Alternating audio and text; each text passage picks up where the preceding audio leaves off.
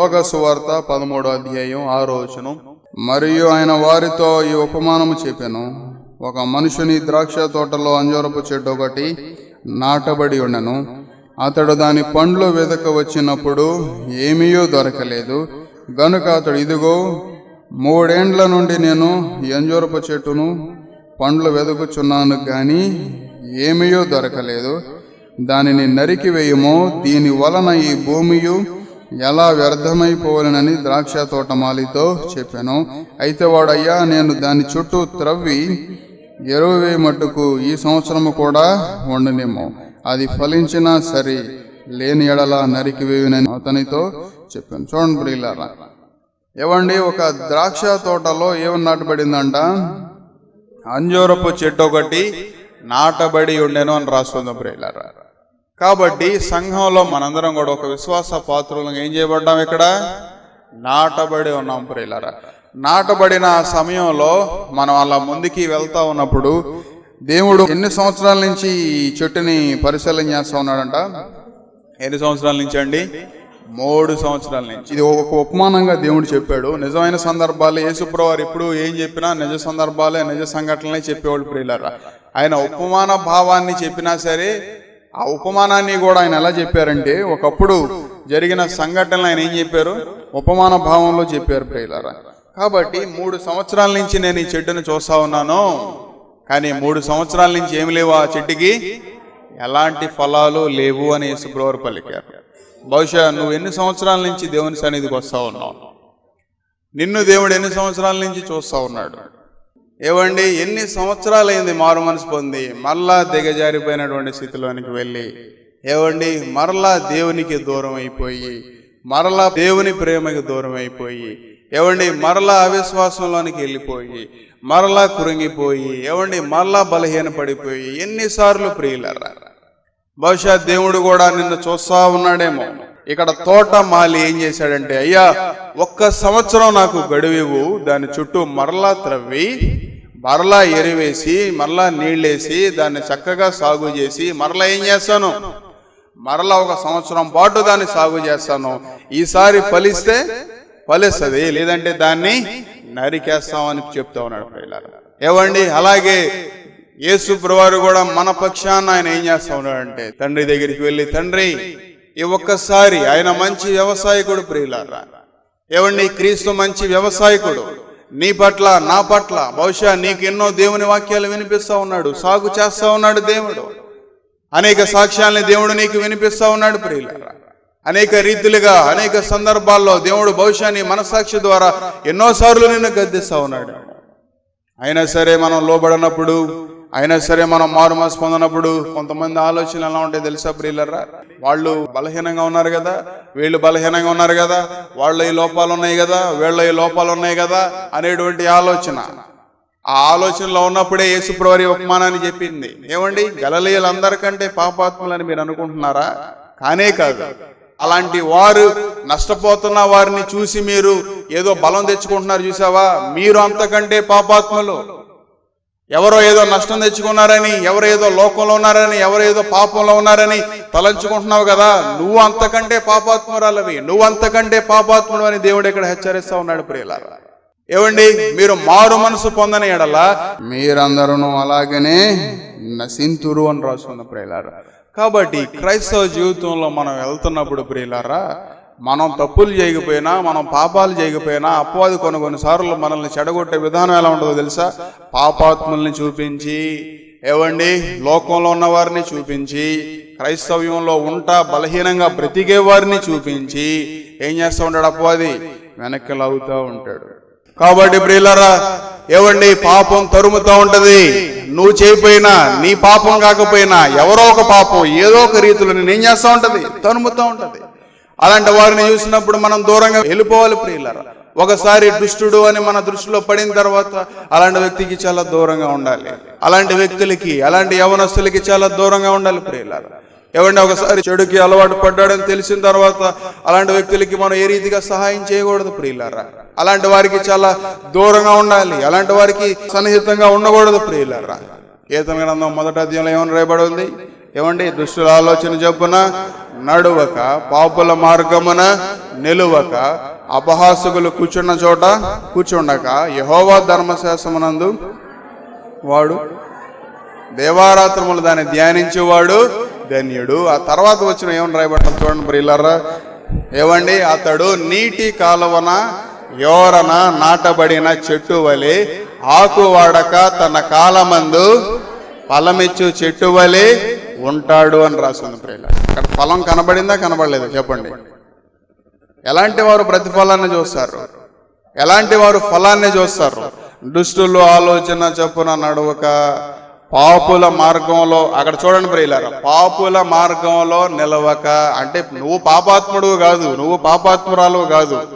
ఎవరో చేసే పాపంలో, ఎవరో చేసే అన్యాయంలో నువ్వేం చేసావు? అడ్డంగా నిలబడ్డావు. ఏమండి, వారు చేసే పాప కార్యాలకి, వారు చేసే నీచమైన కార్యాలకి ఒక అన్న నాతో ఎప్పుడు చెప్తూ ఉంటాడు కొన్ని సందర్భాల్లో. ఏమండి బాబీ, నేను యవన కాలంలో ఉన్నప్పుడు, లోకంలో ఉన్నప్పుడు మా ఫ్రెండ్స్తో పాటు తిరిగేవాడిని. నేను తాగేవాడిని కాదు, నేను సిగరెట్లు కాల్చేవాడిని కాదు. కానీ ఏం చేసేవాడిని అంటే, ఏమండి, వాళ్ళకి సోడాలు అందించడం, అంతేనా, సోడాలు అందించడం, బిర్యానీ పొట్లాలు అందించడం, ఏమండి వాళ్ళ వెనకమాలు తిరగటం. ఏమంటారు వాళ్ళని? తాగుబోతు కాకపోయినా, సిగరెట్ కాల్చేవాడు కాకపోయినా ఏమంటారు వాళ్ళని? తిరుగుబోతూ అంటారు. అవునా కదా? పాపాత్ములతో కలిసి తిరిగేవాడిని ఏమంటారు? తిరుగుబోతూ అంటారు. కాబట్టి పాపుల మార్గంలో నిలవక, బైబిల్ చాలా స్పష్టంగా చెప్తుంది ప్రియులారా.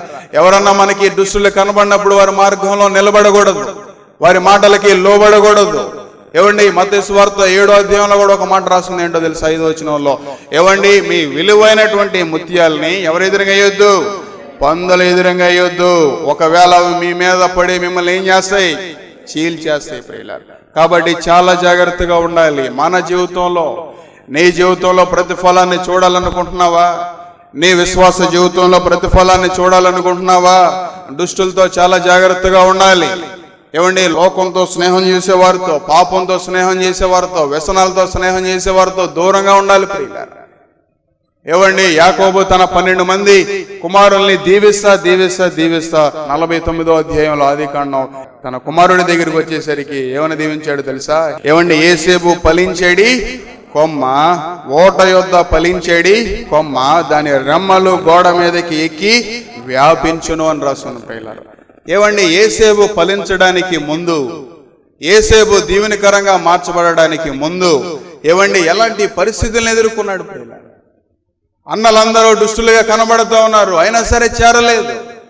అన్నలందరూ కూడా ఎన్నో రకాలైనటువంటి పాపాలు చేస్తూ ఉన్నారు, అయినా సరే చేరలేదు. ఏవండి, తండ్రి దగ్గరికి వెళ్ళి చేసిన తప్పులన్నీ కూడా చెప్తా ఉన్నాడు యేసేపు. ఏవండి, తండ్రి దగ్గరికి వెళ్ళి, నాయనా అన్నలు ఎలా బ్రతుకుతా ఉన్నారు, అన్నలు ఎలా అన్యాయంగా ఉన్నారు, అన్నలు ఎలా ఏవండి గొర్రెల్ని చంపి విందు చేసుకుని తినేస్తా ఉన్నారు, అమ్మేస్తా ఉన్నారు డబ్బు కోసం. ఏవండి, వేశ్యల దగ్గరికి వెళ్తా ఉన్నారు, ఇష్టానుసారంగా వారు బ్రతుకుతా ఉన్నారు. కానీ చెప్తా ఉన్నాడు, అన్నలందరిలో ఉన్నటువంటి పాపాన్ని ఏం చేస్తా ఉన్నాడు? బయట పెడతా ఉన్నాడు. ఏవండి, బహుశా నాకు తెలిసి అనేక సార్లు యేసేపుని కలుపుకుందామని చూసుకుని ఉంటారు అన్నలు. అవునా కదా? అరే, నువ్వు కూడా వస్తా ఉన్నావురా, మాకు భోజనం తీసుకొస్తా ఉన్నావు, నువ్వు కూడా రా, కాసేపు మాతో కూడా కలిసి ఏం చేస్తావు కానీ లోకాన్ని అనుభవిద్దు కానీ, నువ్వు కూడా మాతో పాటు తాగు, నువ్వు కూడా మాతో పాటు తిరుగు, నువ్వు కూడా మాతో పాటు రా, వేశ్యల దగ్గరికి వెళ్దాం. బహుశా అన్నలు ఎన్నోసార్లు ప్రేరేపించవచ్చు తమ్ముడిని, అయినా సరే ఏమలేదు, చేరలేదు.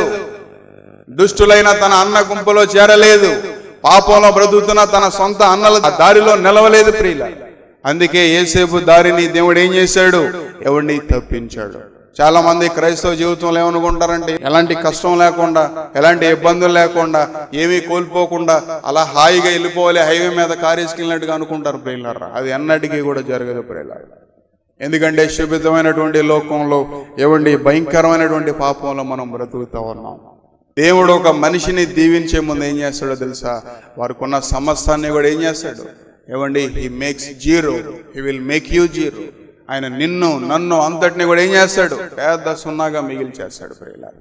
కాబట్టి కోల్పోయిన వాడే తిరిగి మరలా సంపాదించుకోగలుగుతాడు తప్ప, ఏవండి ఏమీ కోల్పోకుండా అన్నీ సంపాదించుకోవాలనుకున్నవాడు ఏనాటికి క్రైస్తవ్యంలో పైకి రాలేడు ప్రియులారా. కాబట్టి we need to lose something ప్రియులారా. మనం ఏదో కోల్పోవాలి. ఏం కోల్పోవాలి మన జీవితంలో? ఏవండి, మొదటిగా పాపాన్ని కోల్పోవాలి, తర్వాత చెడు స్నేహాలు కోల్పోవాలి, తర్వాత మన చుట్టూ ఉన్నటువంటి వాతావరణం మారాలి. ఏది మనల్ని లోకంలోనికి, ఏది మనల్ని శాపంలోనికి తీసుకెళ్తుందో దాన్ని మనం కోల్పోవాలి. ధనాపేక్ష సమస్య కీడులకు మూలం అని రాస్తుంది, దాన్ని కోల్పోవాలి మొదట. దాని అంతటినీ కూడా కోల్పోయినప్పుడు ప్రియులారా, అప్పుడు నిజమైనటువంటి ప్రతిఫలం అనేది, నిజమైనటువంటి దీవెన అనేది అప్పుడు మనకి ప్రారంభమవుతుంది. యేసేపు అన్నీ కోల్పోయాడు. అన్నీ కోల్పోయిన తర్వాత ఏమండి, బైబిల్ ప్రకారం ప్రియులారా, దేవుడు ఒక మనిషిని దీవిస్తే అది ఎలా ఉంటుందో తెలుసా? నీకు మాత్రమే కాదు కానీ, నీ కుటుంబానికి మాత్రమే కాదు కానీ, ఏమండి నీ బంధువులకి మాత్రమే కాదు కానీ, అది ఒక దేశానికి, అది ఒక ప్రపంచానికి ఆశీర్వాదకరంగా నిలబెడతాడు. ఏమండి, యేసేపు కుటుంబాన్ని మాత్రమే పోషించుకోగలిగాడా? ఏమండి, ఫరో కుటుంబాన్ని మాత్రమే పోషించగలిగాడా? ఐగుప్తు దేశాన్ని మాత్రమే పోషించగలిగాడా? ఆ చుట్టుపక్కల ఉన్న దేశాలన్నింటినీ పోషించగలిగాడా? చెప్పండి ప్రియులారా, సమస్తాన్ని పోషించగలిగాడు. దేవుని దీవెన ఒక మనిషి దగ్గరికి ఎలా వస్తుందో తెలుసా? ఏవండి, ఇలాంటి కరువు ఇక్కడ వ్యాపించబోతా ఉంది.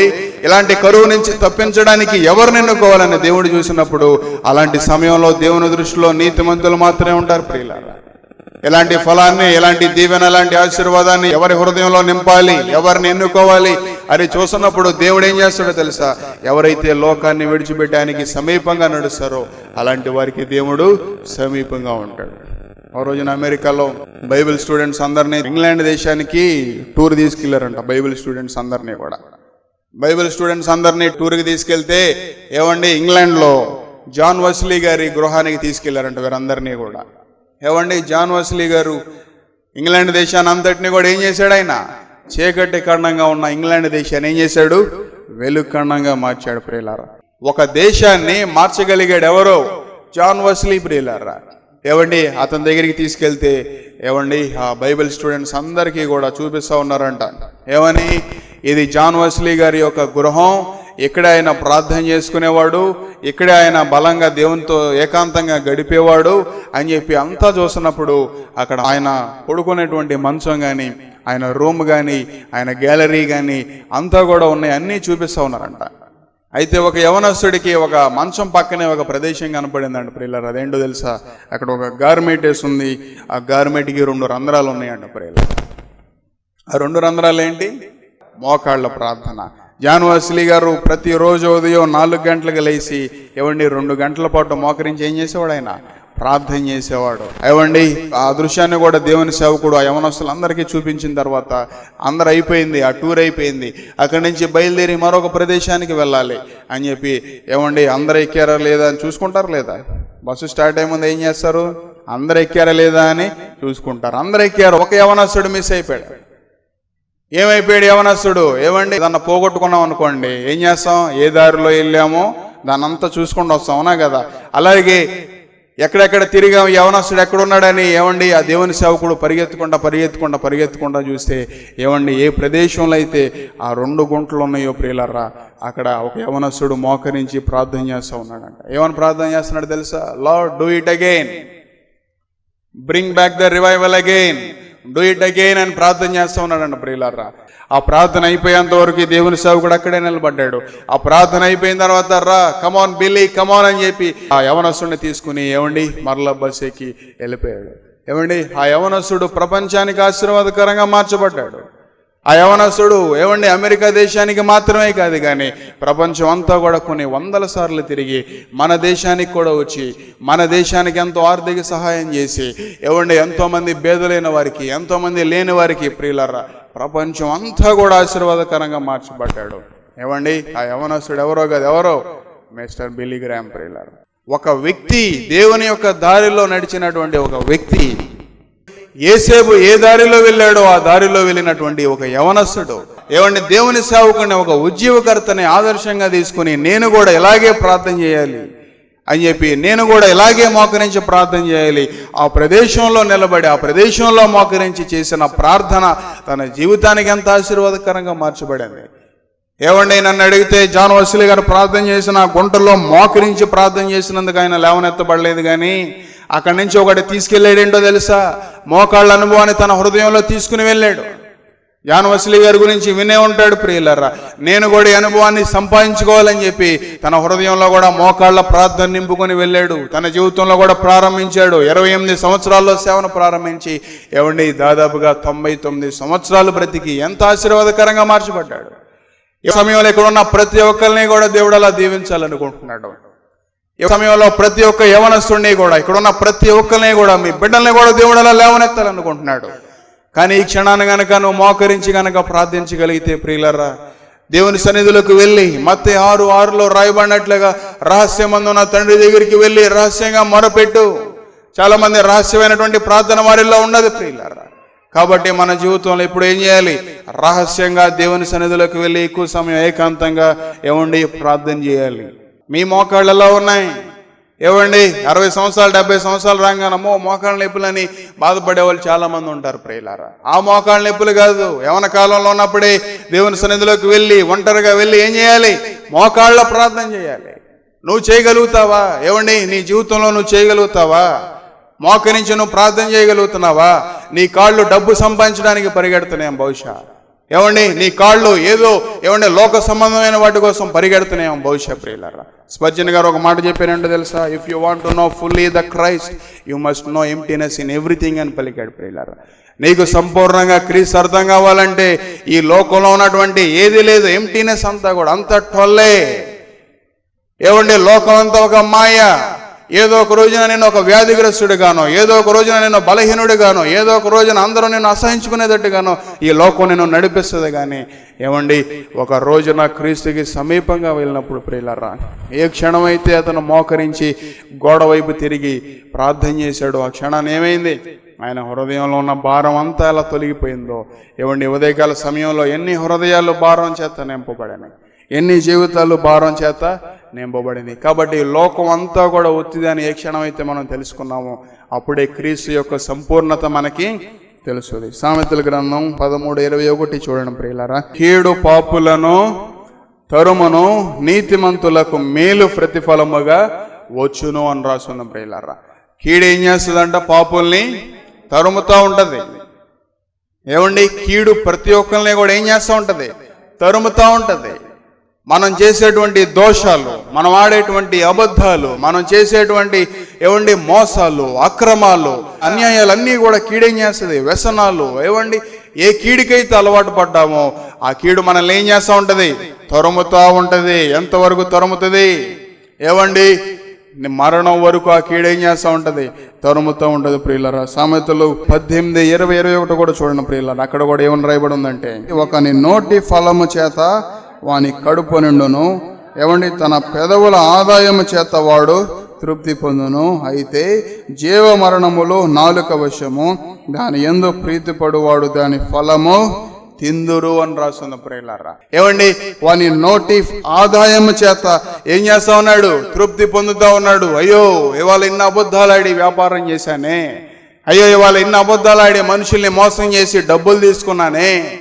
ఏవండి త్రాగుడుకో, సిగరెట్లకో, వ్యసనాలకో బానిసలైపోయిన వారు, బెట్టింగ్లకి బానిసలైపోయిన వారు ఏం చేస్తారు?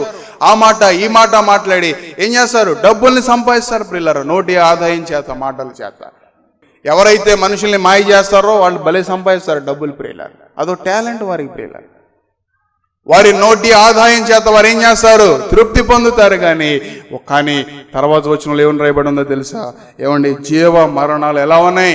నాలుక వశంలో ఉన్నాయి. ఏవండి దాని యందు ప్రీతిపడు వాడు ఏం చేస్తాడంట? దాని ఫలాన్ని అనుభవిస్తాడు. ఎంత భయంకరం ప్రియులరా. ఏవండి బహుశా నీ మాటలు ఎక్కడైనా విమర్శలోనికి వెళ్తా ఉన్నాయా? బహుశా నీ మాటలు ఎక్కడైనా మోసపూరితంగా ఓ పక్కన మనస్సాక్షి నిన్ను గద్దిస్తున్నా సరే, ఏవండి ఆ రీతిగా మాట్లాడి నువ్వు ఏనాడైనా సరే పరిగెడతా ఉన్నావా ప్రియులరా? నీ సొమ్ముని, నీ డబ్బుని దుష్టుల కోసం కాకుండా బేదల కోసం, ఏవండి దేవుని సేవ కోసం ఉపయోగించేవారు ఎవరైనా ఉన్నారా ప్రియులారా? ఏవండి నేను చేసేయని చెప్పుకుంటూ నాకు ఇష్టం ఉండదు. ఏవండి మా తల్లిదండ్రులు కూడా చెప్పను కొన్ని విషయాలు ప్రియులారా.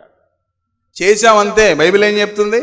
నీ కుడి చేత్తో చేసింది ఎడం చేత్తో కూడా తెలియకూడదు. కానీ కొన్నిసార్లు యవనస్తులకు చెప్తూ ఉంటాయి. ఎందుకో తెలుసా? ఒక దినాన్న వారు ఏం చేయాలి? వారు కూడా నేర్చుకోవాలి. ఇలా చెప్తూ ఉంటా మన కుర్రోళ్ళకి, ఎలా చేయాలి. వదనాన్న మీరు కూడా సేవలోకి వెళ్ళిన తర్వాత ఎలా సహాయపడాలి, వదనాన్న మీరు కూడా సేవలోకి వెళ్ళిన తర్వాత ఈ రీతిగా ఏం చేయాలి? ఒకరికి ఇస్తూ ఉండాలి ప్రియులారా. ఏమండి? కాబట్టి నీ జీవితంలో నీ నాలుకని, నీ నోటిని ఎలా ఉపయోగిస్తూ ఉన్నావు? దాని యందు జీవ మరణాలు దాని వశంలో ఉన్నాయి. నీ నాలుక వశంలో రెండు ఉన్నాయి. ఏంటో తెలుసా? ఒకటి జీవము, రెండోది మరణం. ప్రియులారా, ఎన్ని మాయ మాటలు మాట్లాడి మనుషుల్ని మోసం చేసినా సరే ఆ కీడు నిన్ను ఏం చేస్తూ ఉంటుంది? తరుముతూ ఉంటుంది ప్రియులారా. కానీ నీతి నిమిత్తం నువ్వు ఒక మాట పడినా సరే అది నీకేమిస్తుంది? జీవాన్ని ఇస్తుంది. ఇక్కడ ఏమని రాయబడి ఉంది 13:21 సామెతలో, ఏమండి? కీడు పాపులను తరుమును, ఏమండి? నీతిమంతులకు మేలు ప్రతిఫలముగా వచ్చును. ఏమండి? ఓ పక్కన కీడు పాపులను ఏం చేస్తూ ఉంటుంది? తరుముతూ ఉంటుంది, మరణం వరకు, నరకం వరకు. యేసుప్రభువారు చూసి ఇందులో ఎలాంటి ప్రతిఫలం లేదు, దీన్ని నరికేయనంత వరకు ఆ కీడు తరుముతూ ఉంటుంది. కానీ ప్రియులరా, ఏమండి? నీతిమంతులకు మేలేమవుతుందంట? నువ్వు ప్రార్థన చేయకపోయినా, ప్రభువా నన్ను దీవించి ప్రభువా అని నువ్వు ప్రార్థన చేయకపోయినా, ప్రభువా నాకు అప్పులు ఉన్నాయి ప్రభువా అని నువ్వు ప్రార్థన చేయకపోయినా, ప్రభువా నాకు వ్యాధులు ఉన్నాయి ప్రభువా అని నువ్వు ప్రార్థన చేయకపోయినా, ప్రభువా నా కుటుంబ సమస్యలు ఎలా ఉన్నాయి ప్రభువా అని నువ్వు ప్రార్థన చేయకపోయినా, నీలో ఉన్న నీతి ఏం చేస్తుందో తెలుసా? ఆ నీతి ఒక దినాన్న మేలు సంపాదించడం కోసం ఏం చేస్తూ ఉంటుంది? నిన్ను తరుముతూ ఉంటుంది ప్రియులారా. ఏవండి? కానీ నీలో కీడున్నప్పుడు, నీలో చెడు ఉన్నప్పుడు ఒక దినాన్న అది నేను ఎంత అవమానానికి దారితీస్తుందో, ఒక దినాన్న అది ఎంత నష్టానికి దారితీస్తుందో. కాబట్టి ప్రియులారా, నీలో ఉన్నటువంటి కీడును నువ్వు గ్రహించగలుగుతున్నావా? ఏవండి? నీలో ఉన్నటువంటి లోకాన్ని, నీలో ఉన్నటువంటి పాపాన్ని నువ్వు గ్రహించగలుగుతున్నావా? ఆఖరిగా ఒక సందర్భాన్ని చూపించి నేను ముగించాలనుకుంటున్నాను. లోక సువార్త 23:41 చూడండి ప్రియులారా. ఏవండి? మనకైతే ఇది న్యాయమే, మనం చేసిన వాటికి తగిన ఫలము పొందుచున్నాము, కానీ ఇతను ఏ తప్పిదము చేయలేదని చెప్పి ఆయన చూచి, యేసు నీ రాజ్యములోనికి వచ్చినప్పుడు నన్ను జ్ఞాపకము చేసుకున్నామని. చూడండి ప్రియులారా, పలికిన వ్యక్తి ఎవరు? సెలువు మీద మొదటి దొంగ, రెండవ దొంగ. చాలా మంది విశ్వాసులు ఇక్కడే ఒకళ్ళు మొదట దొంగగా ఉంటారు, ఒకళ్ళు రెండవ దొంగగా ఉంటారు. ఏవండి? ఇక్కడ ఏమని పలుకుతున్నాడు చూడండి ప్రియులారా.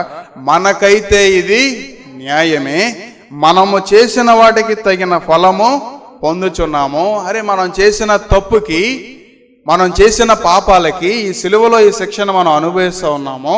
కానీ ఈయనైతే ఏ తప్పిదమో చేయలేదు అని చెప్పి ఆయన వైపు తిరిగి, అయ్యా నీ రాజ్యముతో వచ్చినప్పుడు నన్ను కూడా జ్ఞాపకం చేసుకో. ఏవండి? ఏనాడైతే నేను పాపిని, నేను చేసిన తప్పు అని చెప్పి గ్రహించాడో ప్రియులరా, ఆనాడే ఆ పాప భారం అంతా కూడా ఎవరి మీదకి వెళ్ళిపోయింది? క్రీస్తు మీదకి వెళ్ళిపోయింది. యేసు ప్రభువారు మొట్టమొదటిగా ఆయన మోసిన పాపం ఎవరిది? ఆయన పక్కనున్న శిలువ మీద రెండో దొంగది ప్రియులారా. ఏవండి? బైబిల్ అంతట్లో పాత నిబంధనలో కనుక వెళ్తే ఎన్నో శాపాలు ఉన్నాయి, అవునా కదా? శాపాలంటే ఒక మనిషి పాపం చేసినప్పుడు కలిగేటువంటి శాపం, ఒక మనిషి పాపం చేసినప్పుడు కలిగేటువంటి శ్రమ, ఒక మనిషి పాపం చేసినప్పుడు కలిగేటువంటి నష్టం, ఒక మనిషి పాపం చేసినప్పుడు పొందాల్సినటువంటి మరణం ప్రియులారా. దాని అంతటినీ కూడా పాత నిబంధనలో ఎంత శాపం అయితే ఉందో, పాత నిబంధనలో ఎంత కీడైతే ఉందో, ఒక మనిషికి రావాల్సిన ఎన్ని కీడులు ఉన్నాయో, ఎన్ని శ్రమలు ఉన్నాయో, ఎన్ని నష్టాలు ఉన్నాయో, ఎన్ని శాపాలు ఉన్నాయో, ఎంత మరణం ఉందో ప్రియులారా, దాని అంతటినీ కూడా ఒకే ఒక ప్రదేశంలో ఒకే ఒక మనిషి మీద మోపబడింది. అది ఎవరో తెలుసా? యేసుక్రీస్తు మీద. దేవుడు తన సొంత కుమారుడి మీదే ప్రియులారా ఏ పాపాన్ని అయితే ఆయన మనుషులు తప్పినప్పుడు సృష్టించాడు, ఏ శాపాన్ని అయితే ఆయన సృష్టించాడో, తన నోటి ద్వారా ఏ పాపాన్ని, ఏ శాపాన్ని అయితే పలికాడో, ఏ నష్టాన్ని అయితే పలికాడో, తండ్రి తన ప్రియ కుమారుడి మీద ఆ నేరాన్ని మోపుతా ఉన్నాడు, తన ప్రియ కుమారుడి మీద ఆ శాపాన్ని పెడతా ఉన్నాడు. మనకైతే ఇది న్యాయమే, మనం చేసిన తప్పుని బట్టి మనం ఏం చేస్తా ఉన్నాం? మనం ప్రతిఫలాన్ని పొందుకుంటున్నాం అని ఏనాడైతే పలికాడో ప్రియులారా, ఆయన పొందాల్సినటువంటి ప్రతిఫలం అంతటినీ కూడా ఎవరు తీసుకున్నారు? క్రీస్తు తీసుకున్నాడు. ఆయన పొందాల్సినటువంటి శిక్షణ అంతటినీ కూడా క్రీస్తు తీసుకున్నాడు. కాబట్టి ఉదయకాల సమయంలో నువ్వు ఫలించడానికి, నీ ఆత్మీయ జీవితంలో ఫలించడానికి ఏదైనా సరే నీకు అడ్డుపడతా ఉన్నాయా? నీ నోటి మాటలు అడ్డుపడుతున్నాయా? నీ ప్రవర్తన అడ్డుపడతా ఉందా? నువ్వు కీడు చేయకపోయినా కీడు చేసేవారి దారిలో నువ్వు నిలబడ్డావా? అది నీకు అడ్డుపడతా ఉందా? బహుశా ఏది నీ జీవితంలో సమర్పించుకోలేక ఇంకా వెనకడిగేస్తానే ఉన్నావా ప్రియులారా? కానీ మనకైతే ఇది న్యాయమే అని ఏనాడైతే నువ్వు అనుకున్నావు నీ హృదయంలో, సోదరుడా, ఏ క్షణమైతే నువ్వు కూడా సిలువ మీద రెండో దొంగలాగా నేను చేసిన పాపానికి ప్రతిఫలం నాకుంది, కానీ సిలువలో నా కోసం వేలాడుతున్న క్రీస్తు మోసాడని నువ్వు ఎప్పుడైతే యేసు వైపు తిరిగావో, ఏమండి ఆయన రాజ్యంలో ఈ క్షణమే నేను జ్ఞాపకం చేసుకుంటాడు. ఏవండి జీవగ్రంథం తెరవబడి ఈ ఆరాధన అయిపోయే లోపు ప్రభువా నన్ను క్షమించు, దేవదూతలు సిద్ధంగా ఉంటాయి అంట ప్రియులారా. పెన్ను తీసుకొని దేవదూతలు సిద్ధంగా ఉంటాయి. ఏమని? ఏవండి సర్కారు తోటలో మచిలీపట్నంలో ఆరాధన జరుగుతూ ఉంది. ఇప్పుడే వాక్యం అయిపోయింది. మారు మనసు గురించి అన్నారు, సిలువ గురించి ఉన్నారు. ఇప్పటికైనా పశ్చాత్తాపడతారా? మారు మనసు పొందుతారా? ఎవరు మారు మనసు పొందారని సిద్ధంగా ఉండి ఏవండి ఒక దేవదూత పైన ఏవండి జీవగ్రంథాన్ని పట్టుకుని రాయడానికి సిద్ధంగా ఉంటుంది. ఏ క్షణం అయితే కొన్ని దేవదూతలు పలానా వ్యక్తి మారు మనసు పొందారు, పలానా వ్యక్తి మారు మనసు పొందింది ఆ స్త్రీ అని పలికిన వెంటనే ఏమవుతుంది? అక్కడ ఆయన రాజ్యంలో నేను జ్ఞాపకం చేసుకుంటారు. ఇంకా నువ్వు జ్ఞాపకం చేసుకోబడలేదా? ఇంకా నువ్వు మారు మనసు పొందలేదా? ఇంకా నువ్వు దూరంగానే ఉన్నావా? ఏవండి ఎప్పుడైతే మనం సెలువు దగ్గరికి వెళ్ళామో, ఎప్పుడైతే మోకరించి ఒక చిన్న ప్రార్థన చేసామో ప్రియులారా, మొదట ఆయన మనలో ఉన్నటువంటి ప్రతి పాపాన్ని కూడా తీసివేస్తాడు. దేవుడు పాపాన్ని మాత్రమే తీయడానికి సిద్ధంగా ఉంటాడు. దేవుడు నీ హృదయాన్ని శుద్ధి చేయడానికి మాత్రమే సిద్ధంగా ఉన్నాడు. అది నువ్వు గ్రహించాలి. నువ్వు ఎప్పుడైతే నువ్వు సిలువ దగ్గరికి తిరిగేవో, ఏవండి యేసు వైపు తిరిగేవో, అప్పుడు నీకు తగిన ప్రతిఫలాన్ని వస్తుంది. ఏ రోజున చైనా దేశంలో ప్రియులరా ఏవండి బాక్సర్ రెవల్యూషన్ అని గూగుల్లో కొడితే మీకు వస్తుంది. ఏమంటే ఆ బాక్సర్ రెవల్యూషన్లో ఏం చేస్తారంటే చైనా దేశంలో ఒకేసారి 100 మంది క్రైస్తవుల్ని, కొంతమంది 18 మందినో 19 మందో మిషనరీల్ని ప్రియులారా అలా మోకాళ్ళ మీద ఏవండి పెట్టి చేతులు వెనకమాలు కట్టేసి ఒకేసారి వారందరినీ కూడా ఏవండి కోసేస్తారు. వారందరినీ కూడా చంపేస్తారు ఒకేసారి. అయితే ఒక దృశ్యాన్ని యేసుప్రభువారిని సిలువేసేటప్పుడు కూడా జనరల్ ఎలా చూశాడో, ఏవండి సిలువ మీద మరణించిన తర్వాత దాన్ని తీసి ఆయన నిజంగా దైవకుమారుడని ఎలా పలికాడో, ఏవండి ఆ రోజున ఆ రాజు ఆజ్ఞాపించిన తర్వాత వీళ్ళందరినీ కూడా హతమార్చేయండి, వీళ్ళందరూ ఏవండి పీకులన్నీ కూడా తెగిపోవాలి అని చూస్తున్నప్పుడు ఆ జనరల్ అలాగే చూస్తూ ఉన్నాడు ప్రియులారా. తన సైనికులకి ఆజ్ఞాపించాడంట. తన సైనికులకి ఆజ్ఞాపించే ముందు ఏవండి ఒక తల్లి, ఒక మిషనరీ గారి భార్య, ఒక దేవుని సేవకురాలు, ఆ పక్కన ఒక చిన్న కుమారుడు ప్రియులారా, ఏ స్మాల్ బాయ్, ఎన్ని సంవత్సరాలో తెలియదు కానీ చిన్న కుమారుడు. ఏమండి ఏం జరుగుతుందో కూడా ఆయనకి తెలియదు. అమ్మ ఎందుకని మనల్ని ఇక్కడ మోకాళ్ళ మీద కూర్చోబెట్టారు, ఎందుకని మనల్ని మోకాళ్ళ దండ ఏమన్నారు అని వాళ్ళ అమ్మని అడుగుతూ ఉంటే ఏం చెప్తుంది ప్రియులారా వాళ్ళ అమ్మ సమాధానం? ఆ జనరల్ చూస్తూ ఉన్నాడంట, వీళ్ళేం మాట్లాడుకుంటున్నారు, అందరూ మౌనంగా ఉన్నారు. కానీ చిన్నపిల్లలకి ఏం తెలియదు కదా, వాళ్ళు ఏమైనా మాట్లాడేస్తారు. ఆ సందర్భం తెలియదు వారికి. ఏవండి అమ్మ ఇక్కడ ఏం జరుగుతూ ఉందమ్మా, ఎందుకని మనందరినీ కూడా మోకాళ్ళ దండ వేయించారు, ఎందుకని అందరి చేతులు కట్టేశారు? ఏవండి ఆ చిన్న కుర్రోడు చేతులు కట్టేయలేదు ప్రియులారా. ఆ చేతులు కట్టేసినటువంటి ఆ తల్లి ఈ గ్యాప్ ఉంటుంది చూసారా, ఆ గ్యాప్లో అలా పట్టుకుని అలా నుంచున్నాడు అంట ప్రియులారా. తల్లి మోకాళ్ళ మీద ఉంది, అటు పక్కన తండ్రి మోకాళ్ళ మీద ఉన్నాడు, తన తోటి ఏవండి మిషనరీలందరూ కూడా క్రైస్తవులందరూ కూడా మోకాళ్ళ మీద ఉన్నారు. ఏవండి మొదటి రౌండ్లో ఆ తలల్ని తెగనరుక్కుంటా వెళ్తే ఏవండి అందరితో పాటు తన తల్లి తల కూడా ఏమైపోయింది, ఏమండి అలా ఎగిరి అవతల పడింది అన్న. కానీ ఆ లైన్లో ఆ హైట్కి సరిపోక మనోడు కిందే ఉన్నాడు కానీ చిన్న కుర్రోడు ఏమండి మరలా ఎవరు చనిపోలేదని మరలా రివర్స్లో వస్తే ఏమండి అక్కడ రాసిన మాట ఏంటో తెలుసా ప్రియులారా, ఆ తల్లి మెడ తెగి కింద పడిపోయినా సరే ఆ తల్లి నవ్వుతానే ఉందంట, తండ్రి నవ్వుతానే ఉన్నాడంట. తన తల్లి చెప్పిన మాట ఏంటో తెలుసా, త్వరలోనే మనం ఎవరిని చూడబోతా ఉన్నాం, దేవుని రాజ్యంలోనికి మనం వెళ్ళబోతా ఉన్నాం, త్వరలోనే మనం ఎవరిని కలుసుకోబోతా ఉన్నాం, దేవుడిని మనం కలుసుకోబోతా ఉన్నాం అన్నప్పుడు ప్రియులారా ఆ చిన్న కుమారుడి యొక్క మొహం అలా వెలుగుతానే ఉందంట ప్రియులారా, ఆ తల్లి మొహం అలా వెలుగుతానే ఉందంట ప్రియులారా. మరలా రివర్స్లో వచ్చినప్పుడు ఆ తల్లి మొండెం అలాగే ఉంది, ఆ మొండానికి అలా ఏమండి ఆ పట్టుకొని నవ్వుతా ఉన్నటువంటి ఆ చిన్న కుమారుడు తల కూడా ఏమైపోయింది, తెగబడి. ఏమండి ఎంతమంది మిషనరీలు ప్రియులారా, చాలా మంది మిషనరీలు వారి యొక్క రక్తం ఒలికించబడింది. మన దేశంలో కూడా చాలా మంది రక్తం ఒలికించబడింది. కానీ నీ రక్తానికి స్పర్జన్ గారు ఒక మాట చెప్పారేంటో తెలుసా, our heart never produce one fruit ఏమండి until they were watered with the blood of Christ అని పలికాడు ప్రియులారా. యేసు రక్తంతో ఎప్పుడైతే మన హృదయం అనే నేల తడపబడదో అంతవరకు కూడా మనలో ఎలాంటి ప్రతిఫలాన్ని చూడలేమని పలికాడు ప్రియులారా. కాబట్టి నీ హృదయం క్రీస్తు రక్తంతో ఏమండి తడపబడతా ఉందా? బహుశా నువ్వు కూడా పెరుగుతున్నావేమో, ఎలాంటి ప్రతిఫలం లేదేమో. ఈ ఉదయకాల సమయంలో ఏమండి సిలువలో కార్చిన రక్తం నీ మీద ఒలికించబడడానికి సిద్ధంగా ఉంది. మా అడ్రస్ LAF బెతెస్దా ప్రార్థనా మందిరం, స్విమ్మింగ్ పూల్ రోడ్, సర్కర్ తోట, మచిలీపట్నం, ఆంధ్రప్రదేశ్, కృష్ణా డిస్ట్రిక్ట్.